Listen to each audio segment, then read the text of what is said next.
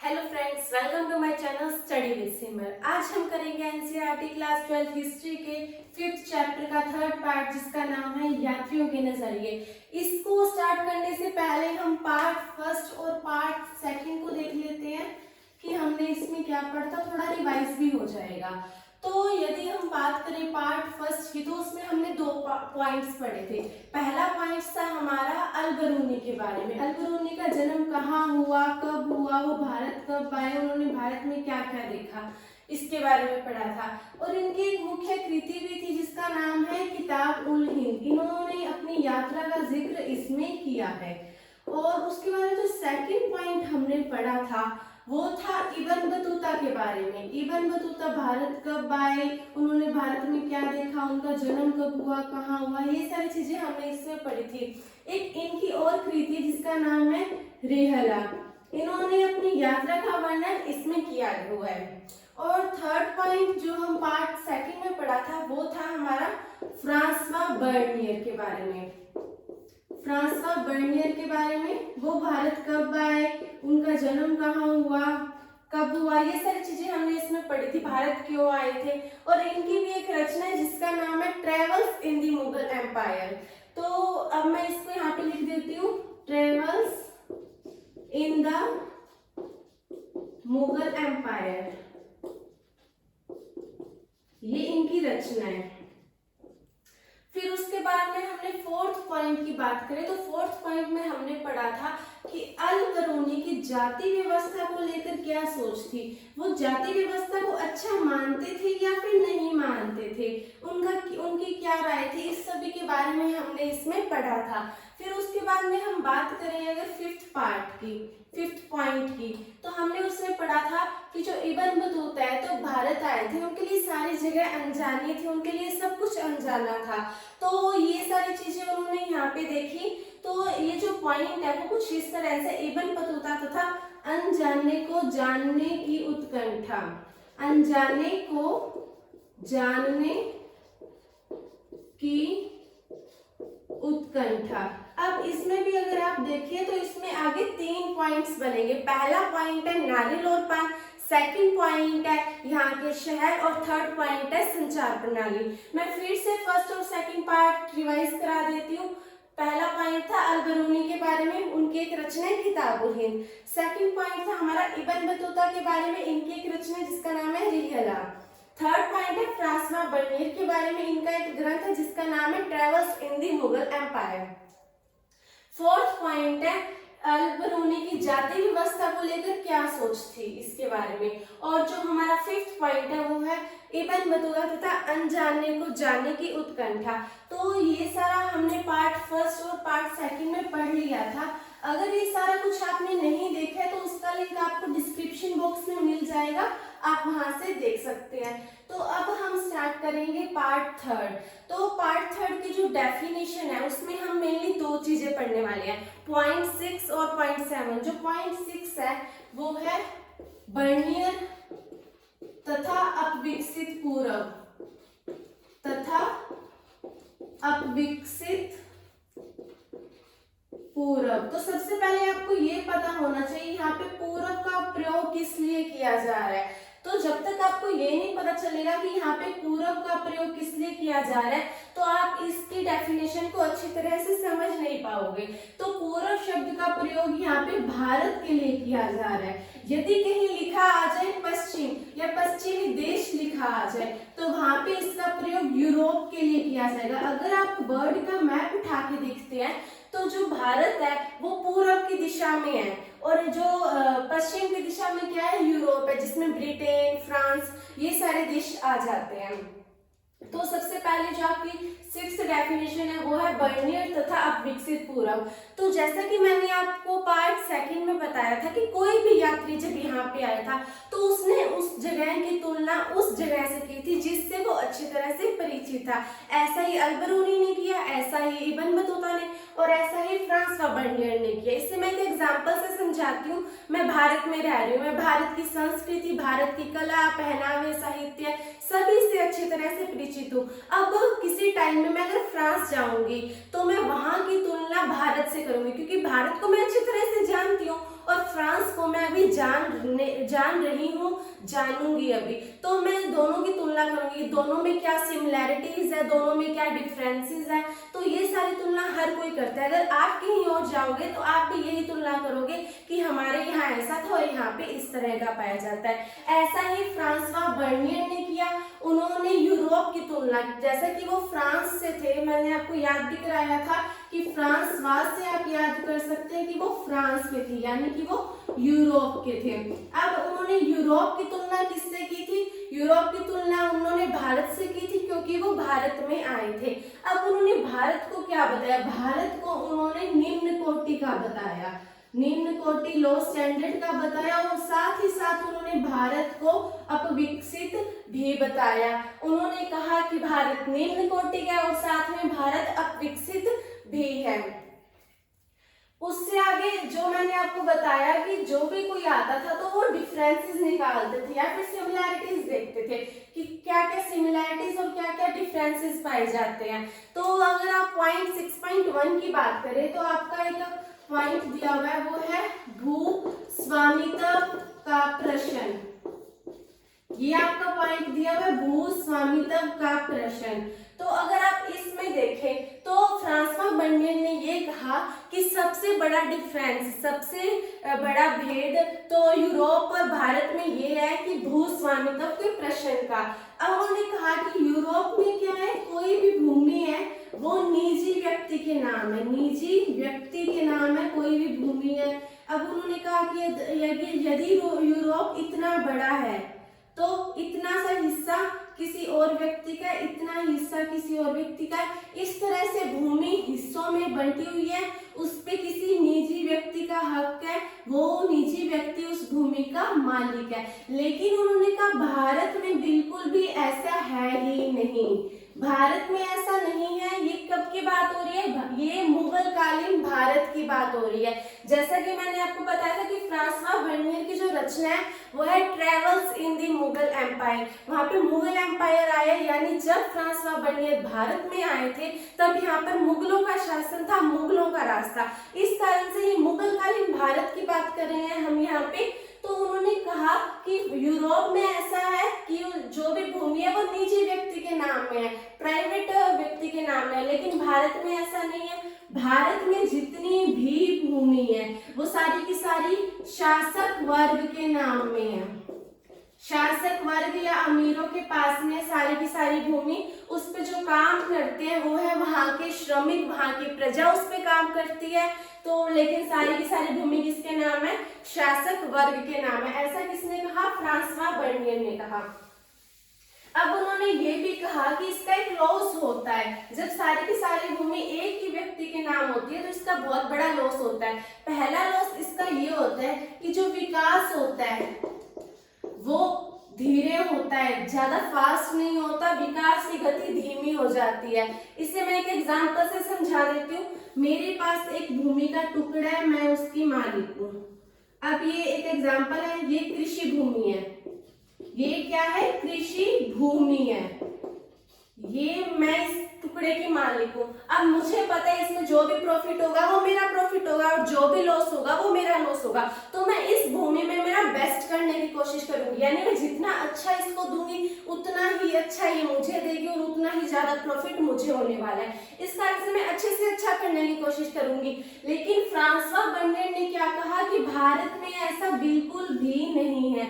भारत में ऐसा क्यों नहीं है? क्योंकि सारी की सारी भूमि सिर्फ एक व्यक्ति के नाम है, वो कौन है? शासक वर्ग, और उस पे जो काम कर रहा है वो वहां के श्रमिक, वहां के मजदूर काम कर रहे हैं। तो जितना वो गेन करेंगे, यानी जितना वो काम करेंगे उतना तो उन्हें टैक्स देना पड़ जाएगा, भूकर देना पड़ जाएगा, जिस कारण से क्या होगा? उनको बिल्कुल भी प्रॉफिट नहीं हो पाएगा और जो विकास की गति है वो धीरे धीरे कम होने लग जाएगी। ये किसने कहा? फ्रांसवा बर्नियर ने कहा। और इससे एक और चीज देखने को मिलती है, वो क्या है? वो ये है कि जो इसमें अमीर और गरीब होते हैं उनमें बहुत बड़ी खाई बन जाती है। एक तरह से समझाती हूँ मैं आपको। ये अमीर क्या है? ये बहुत ज्यादा अमीर है। इनकी जो संख्या है, अगर हम उस शहर में इनकी संख्या को देखें तो वो बहुत थोड़ी सी है, बहुत कम लोग हैं जो अमीर है, लेकिन ये क्या है? बहुत ज्यादा ही अमीर है। और बात करें गरीब की, तो जो गरीब वर्ग है उस शहर में, उस गांव में वो बहुत ज्यादा है, यानी उनकी जो संख्या है वो बहुत ज्यादा है, लेकिन है क्या, वो बहुत ही ज्यादा गरीब है। वापिस से समझाती हूँ, अमीर वर्ग है वो बहुत ज्यादा अमीर है लेकिन उनकी संख्या बहुत कम है। जो गरीब वर्ग है वो बहुत ज्यादा गरीब है लेकिन उनकी संख्या बहुत ज्यादा है।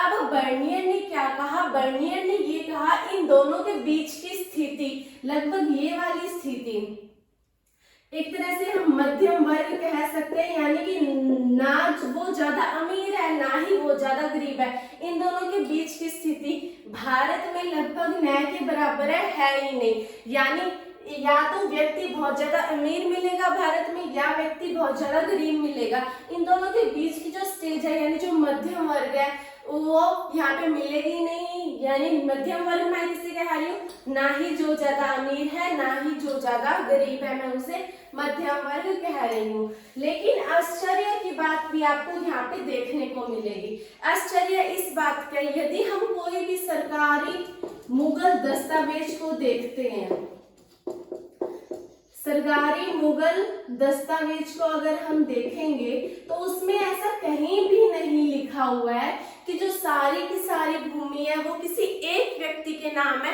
या किसी एक वर्ग के नाम है। इसका अर्थ क्या निकल कर आता है, इसका अर्थ ये निकल कर आता है कि जो भूमि थी वो लोगों में बंटी हुई थी, प्रजा में बंटी हुई थी या किसी और वर्ग में बंटी हुई थी। इसमें क्या लिखा हुआ है, जो सारी की सारी भूमि है कोई एक वर्ग के नाम है, किसी एक व्यक्ति के नाम है, ऐसा कहीं भी नहीं लिखा हुआ है। और एक नाम आपको सुनने को मिलेगा इसमें, अबुल फजल। अगर हम बात करें अबुल फजल की, तो अबुल फजल ने खुद ने ये कहा है कि जो टैक्स लिया जाता है, जो कर लिया जाता है वो भूकर यानी भूमि पर लगने वाला कर नहीं है। अबुल फजल ने क्या कहा, जो टैक्स लिया जाता है, जो कर लिया जाता है वो भूकर यानी कि भूमि पर लगने वाला कर नहीं है, वो क्या है, वो है उपज पर लगने वाला कर। उन्होंने क्या कहा,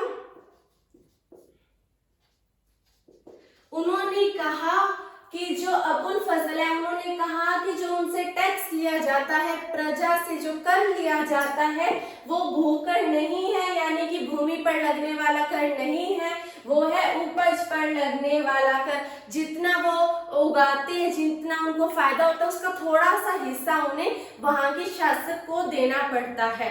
तो उन्होंने कहा कि ये उपज पर लगने वाला कर है। तो इससे क्या पता चलता है, इससे जो भूमि है वो किसी एक वर्ग के नाम नहीं है, इससे हमें ये पता चलता है। उसके बाद में जो ये बर्नियर है, इन्होंने ये भी कहा कि जो भूमि है वो एक वर्ग के नाम है। इस कारण से क्या है, जो खेती है, जो खेत है वो उसमें दलदलिया खेत है और उसमें झाड़ियां भी उसमें उगी हुई है। इसके बाद में आपका जो पॉइंट 6.3 आता है वो है एक अधिक जटिल सामाजिक सच्चाई। एक अधिक जटिल सामाजिक सच्चाई। यदि हम इस पॉइंट की बात करें, एक अधिक जटिल सामाजिक सच्चाई के पॉइंट की बात करें, तो उसमें लिखा हुआ है कि यदि कोई एक यात्री एक जगह ये कह रहा है कि यहाँ के व्यापारी है उनका धीरे धीरे पतन हो रहा है, व्यापारियों का धीरे धीरे पतन हो रहा है, क्योंकि जितना वो कमाते हैं उतना तो उन्हें टैक्स देना पड़ता है, जितना वो कमाएंगे उतना उन्हें टैक्स देना पड़ेगा, तो उन्हें जो प्रॉफिट होगा वो बहुत ही कम होगा, नाम मात्र का उन्हें प्रॉफिट होगा। इस कारण से उनका जो विकास हो रहा है वो नहीं हो पा रहा है। लेकिन दूसरी जगह वो ही यात्री दूसरी जगह ये भी लिखेगा कि यहाँ का जो व्यापार है वो बहुत ही ज्यादा अच्छा है, भारत का जो रेशम है, मलमल है या सूती कपड़ा है उनकी विदेश में बहुत ज्यादा मांग है। इस कारण से क्या हो रहा है, यहाँ से रेशम, सूती कपड़ा या मलमल विदेश में जाता है और उसके बदले में भारत में क्या आता है, सोना और चांदी उसके बदले में भारत में आता है। तो वापिस से समझा देती हूँ, एक अधिक जटिल सामाजिक सच्चाई अगर आप पढ़ेंगे तो उसमें ये लिखा हुआ है कि एक यात्री, जहाँ पर ये कह रहा है कि यहाँ के व्यापारी थे वो इतने ज्यादा खुश नहीं थे क्योंकि जितना वो कमाते थे उतना तो उन्हें टैक्स देना पड़ता था, इस कारण से उन्हें बिल्कुल भी फायदा नहीं हो रहा था। लेकिन दूसरी जगह वो ही यात्री कहीं और ये भी लिखता है कि भारत का जो व्यापार था वो बहुत ज्यादा अच्छा था, यहाँ का जो सूती मलमल कपड़ा या फिर कोई और भी चीज है उसकी विदेश में बहुत ज्यादा मांग थी, वो विदेश जाता था, वो निर्यात होता था और उसके बदले में भारत में सोना और चांदी आता था, जिस कारण से यहाँ के व्यापारियों को बहुत ज्यादा फायदा होता था। अब उससे आगे अगर हम बात करें यहाँ की नगरीय जनसंख्या की, अब हम बात करेंगे नगरीय जनसंख्या की। अगर फ्रांसवा बर्नियर ने ये लिखा है कि भारत की कुल जनसंख्या का 15% क्या है, नगरीय जनसंख्या है। भारत की कुल जनसंख्या का 15% नगरीय जनसंख्या है। ये बात किसकी हो रही है, ये बात मुगल कालीन भारत की बात हो रही है। अब बर्नियर ने ये कहा कि भारत में 15% जनसंख्या है वो है नगरीय जनसंख्या, जो कि यूरोप की जनसंख्या से बहुत ज्यादा है। यूरोप में इतने ज्यादा लोग नगर में निवास नहीं करते हैं जितने लोग भारत में निवास करते हैं। अब इसने ये मान लिया कि यहाँ की नगरीय जनसंख्या ज्यादा है, लेकिन बर्नियर ने क्या किया, यहाँ के नगर को क्या बताया, शिविर नगर बताया। अब आप पूछेंगे कि यहाँ के नगर को इन्होंने शिविर नगर क्यों बताया। अब बर्नियर ने यहाँ के नगर को शिविर नगर बताने के पीछे उनका एक रीजन ये था, उन्होंने इसके पीछे तर्क दिया कि यहाँ पे एक स्थान पर अगर शिविर नगर लगते थे यानी राजकीय दरबार लगते थे, यानी अब कोई स्थान है, ये जो साइन है ये राजकीय दरबार को दर्शा रहे हैं, टैग से आप समझ लीजिए, यहाँ पे आएंगे राजकीय दरबार लग जाएंगे तो आसपास के लोग क्या यहाँ पर आकर बसना स्टार्ट कर देंगे, यहाँ पे नगर का विकास होने लग जाएगा। लेकिन जो राजकीय दरबार होते थे वो परमानेंट नहीं होते थे, टेम्परेरी होते थे, अस्थायी होते थे।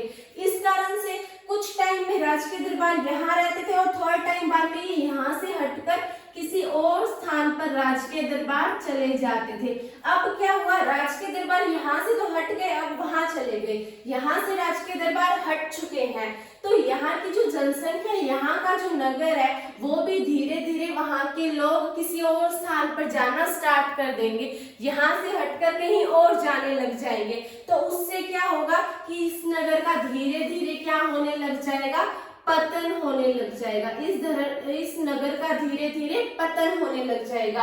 अब जैसा कि मैंने आपको बताया कि राजकीय नगर लगते थे, वहां पे लोग, राजकीय दरबार लगते थे, वहां पर लोग आकर बसते थे, फिर राजकीय दरबार हट जाते थे, तो ऐसी सारी चीजें होती थी। इस कारण से यहाँ के जो नगर थे वो क्या थे, अस्थायी थे, टेम्परेरी थे, परमानेंट नहीं थे, यहाँ के नगर अस्थायी थे। अब अगर आपको थोड़ा सा भी पता होगा तो आप जानते होंगे जो शिविर होते हैं वो भी अस्थायी होते हैं, परमानेंट नहीं होते, टेम्परेरी होते हैं। इस कारण से बर्नियर ने यहाँ के नगरों को क्या कहा है, शिविर नगर कहा है। ये बात कंप्लीट हो गई। उसके बाद में आते हैं यहाँ के व्यापारियों की बात। अगर यदि हम बात करें यहाँ के व्यापारियों की, जो व्यापारियों का भी एक संगठन होता था, व्यापारियों का भी एक समूह होता था, व्यापारियों का जो संगठन होता था, समूह होता था, अब उसका जो मुखिया होगा वो क्या कहलाएगा, उसका मुखिया सेठ कहलाएगा। वापिस से समझा देती हूँ, आपने कोई भी संगठन देखा होगा, बहुत सारे संगठन होते हैं, उसी तरह से उस संगठन का भी एक हेड होता है, एक मुखिया होता है जो उस संगठन की देखरेख करता है, उस संगठन पर नजर रखता है। तो ये जो व्यापारियों का एक संगठन होता था, उसका जो मुखिया होता था उसे क्या कहा जाता था, उसे सेठ के नाम से पुकारा जाता था, उसे सेठ की संज्ञा दी गई थी। उसके बाद में यहाँ पे और भी बहुत सारे व्यवसाय थे जो प्रचलित थे, जैसे कि यहाँ पे चिकित्सक का व्यवसाय हो गया, शिल्पकार, मूर्तिकार, या फिर यहाँ पे अध्यापक का व्यवसाय हो गया, ये सारे और भी बहुत सारे व्यवसाय यहाँ पे प्रचलित थे। यदि हम बात करें यहाँ के नगर की, थोड़ी देर पहले हमने नगरों के बारे में पढ़ा था, तो यहाँ पे हर टाइप के नगर पाए जाते थे। यहाँ पे धार्मिक नगर भी थे, तीर्थ नगर भी थे, उसके अलावा व्यापारिक नगर भी थे। इस तरह से यहाँ पे बंदरगाह नगर भी थे, बहुत सारे नगर यहाँ पे पाए जाते थे। तो अब मैंने आपको स्टार्टिंग में भी बताया था कि हम इस चैप्टर में 2 पॉइंट्स की बात करेंगे। पहला पॉइंट था हमारा बर्नियर तथा अपविकसित पूरक, जो कि अब पूरी तरह से कंप्लीट हो चुका है। आशा है कि आपको ये पॉइंट अच्छी तरह से समझ आ गया होगा। अब जो हम सेकंड पॉइंट पढ़ रहे हैं, आपकी बुक में वो 7th पॉइंट है। 7th पॉइंट है वो आपकी बुक में, उसका नाम क्या है? महिलाएं, उससे आगे दासियां, श्रमिक तथा सती। ये डेफिनेशन आपकी दी हुई है, 7th डेफिनेशन है ये, महिलाएं, दासियां, श्रमिक तथा सती। अब यहाँ पे एक बात उठकर आती है कि बहुत सारे यात्री यहाँ पे आए, तो इसमें महिलाओं की स्थिति कैसी थी? तो महिलाओं के बारे में भी हमें जानना बहुत ज्यादा जरूरी है। तो जैसा कि अगर आपने फर्स्ट पार्ट पढ़ा है तो आपको पता होगा कि जब इब्न बतूता भारत आए थे, सिंध आए थे, तो वो जो मोहम्मद बिन तुगलक है उनके पास जाना चाहते थे, क्योंकि उन्होंने उनके बारे में सुन रखा था। तो वो यहाँ से गए मोहम्मद बिन तुगलक के पास दिल्ली में। अब वो दिल्ली में जा रहे थे, जैसा कि हम भी करते हैं, मतलब किसी रिश्तेदार के घर जाते हैं तो हम छोटा सा गिफ्ट लेके जाते हैं, गिफ्ट जरूर लेके जाएंगे। ऐसा ही इब्न बतूता ने किया। इब्न बतूता ने क्या किया?